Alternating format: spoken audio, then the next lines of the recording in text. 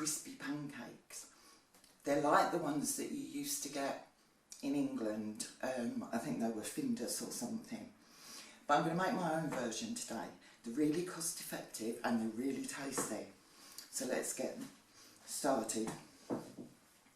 In my bowl I have my flour and a teaspoon of salt. You need 2 eggs. And I'm just going to make a bit of a well in the centre here.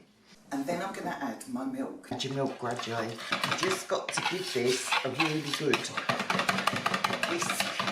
Just whisk it until it's all combined. What we're going to do is leave this now to stand for about half an hour. I've rested my dough and I'm now going to make my pancakes. So I am going to put a little bit of oil in this pan because although it's supposedly non-stick, it's very old. I think the general rule of thumb with these is oil the first time, then you shouldn't after that, if your pan's hot enough. Now I'm just going to take, using my scoop, some of my mix and make my pancakes. Easy enough to do. I think most people have made pancakes. And there we go. Let's get it flipped. Okay, I'm just going to carry on making pancakes until I run out of mix. My pancakes are all made and I've managed to get 16 in my small little pan. Now, you all know that I like to make stuff up and freeze it for later on. So I tend to do big batch cooking. It's more economical, and if I'm going to make all this effort, I want to make it worth my while. If you don't want to make this many, then just half the recipe. If you're going to use a big pan and you've got to cut them down, then you will need to use that. While they're cooling, I'm going to prepare the filling. So, just putting a little tiny bit of oil, about a tablespoonful, in my pan. And I have here 2 chopped onions. They're really chopped quite fine. And all I'm going to do is cook these off just a little bit until they're sort of translucent. Okay, so my onion is sizzling away here. Into that, I'm going to add some garlic, and I'm going to put a good teaspoonful of garlic into that and just let this cook a bit. Okay, once you've got your onion cooking, I have 450 grams of minced beef going in, and I'm just going to cook this down with my onion. Once your mince is nicely browned, I'm going to add about half a teaspoon of pepper. Oh! The next thing I'm going to add is about a teaspoonful of mustard. I'm using Dijon because I really like that. And it gives it such a nice flavour, it's wonderful. The last thing to go in is stock. Now I've got around 200 mils of stock, and I'm using vegetable stock. But you can use beef stock, obviously. And I'm going to use a heaped teaspoon of corn flour, because I want this to thicken.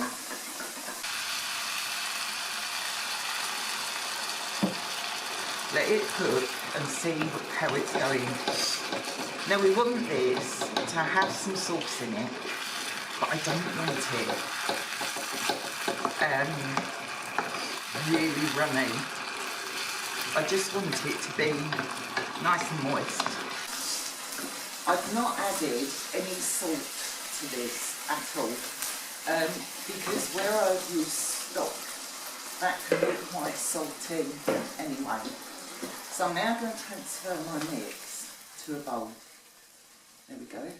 it's at this point, I'm just going to check it for seasoning, because you can always put more in, but you just can't take it out. Now that's perfect for me. The stock cube, vegetable stock cube, and I only used one. Has given that plenty of salt. I don't need any more in there. I'm now going to leave this to go completely cold. Then we'll make up our pancakes. Well, my pancakes are all cold, and I've got a row of stuff here. In this bowl, I've just got plain flour.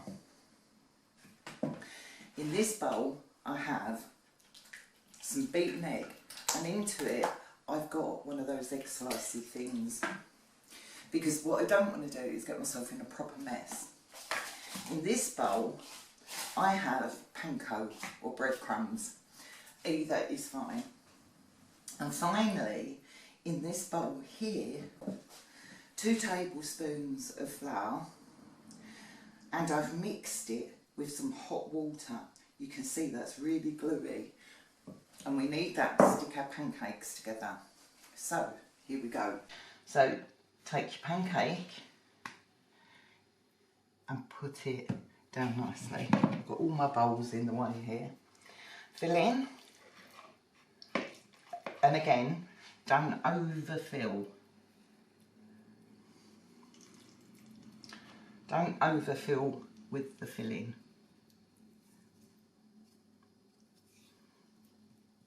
You'll be amazed actually how that will spread once it heats up again.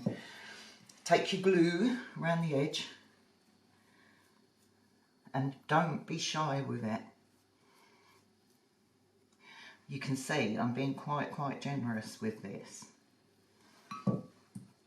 Fold it over and just give it a little bit of a wiggle so that it sticks nicely.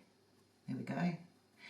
And then try and get some of the air out of that, because what we don't want is these exploding, because you can do these in your air fryer. You don't have to deep fry these at all. Okay, into my flour, and I'm literally just putting a little bit of flour on there. Then I'm going to put it on my spatula and drop, then baste. Now I've got 3 eggs in here. If I run out of egg, then I'll just whip another one up. Because don't forget, I've made lots of these,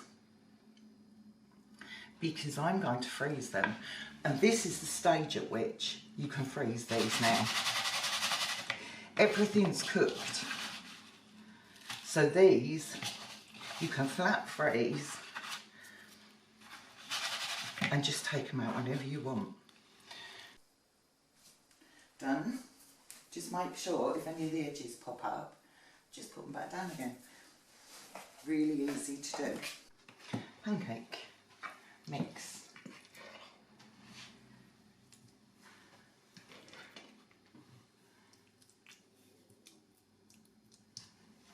Glue. Don't forget your glue. Some recipes, I think, use egg for this. I find that the egg doesn't stick this part very well, and this is much better, I think. Well, my experience tells me this is better. I think in my book I use egg, and it is quite difficult to do that with egg. There we go. And these are looking absolutely stunning, aren't they? Into the flour, give it a bit of a zhuzh, turn it over, into the egg, and drop. Then just, all you've got to do then is baste. And the good thing about this is, you're not actually handling them too much. so you're not going to get them popping open too much. The less you handle these, the better. Now I'm getting right underneath that to turn it. Give it a little bit of a oogie. And onto my mat. Well, I'm going to keep on making these and I'll see you when we're ready to cook.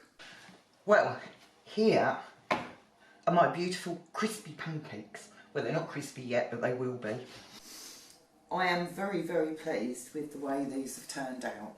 I think they look every bit as good as the ones you buy in the shop. Now the difference is there are no preservatives, no additives, nothing.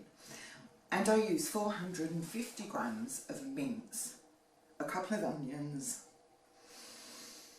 made my pancakes with very little ingredients, and look at how many dinners this will be from one pack of mince. Now if that's not cost effective, I don't know what is. These two pans I'm going to flat freeze, and then I'm going to just bag them up, and then I can take these out whenever I want.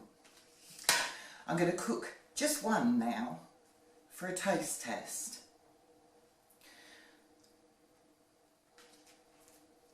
And I'm going to fry mine. You can just zhuzh these with a little bit of oil and do them in your air fryer if you want to go down that route. I'm just going to very quickly fry one of these off and I'll be back for a taste test. Well, I've just cooked one of these. I didn't want to cook any more because these need to be cooked as you're going to eat them. But listen to this. That is absolutely wonderful. I'm going to try and cut this, so you can see. Beautiful. Absolutely beautiful. These are just as good as the ones you get in the shop. Look at this. Just as good. If you want to make your gravy a bit thinner, then do that. I'm going to blow this because this is going to be really hot.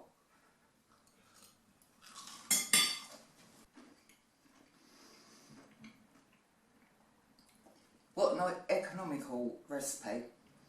So much out of 450 grams of mincemeat. And a little goes a very long way. And in these days of food being so expensive and so many chemicals in our food, this is the way to go. It really is, especially if you've got a family to feed. I really hope you liked my video. If you did, please like, share and subscribe to see me making more delicious, cost-effective food. Thank you for watching.